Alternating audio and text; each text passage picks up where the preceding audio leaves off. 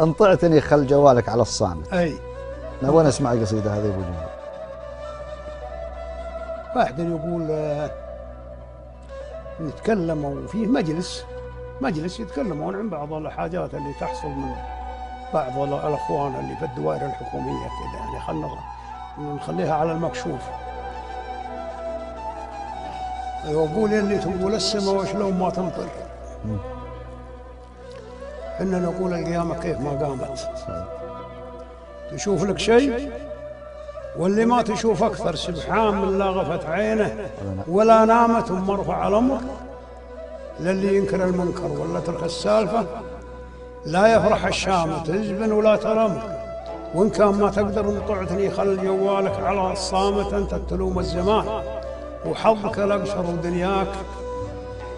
لو ضحكت لك يوم ما دامت اصبر وساير زمانك لا تجيب أكبر. كم حطم الدهر نفس اللعلة رامت لا تسبر الناس. يا ابن الناس وش تسبر، ابليس موجود لو صلت ولو صامت.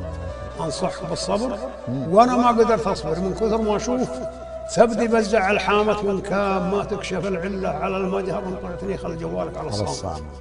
بيض الله وجهك.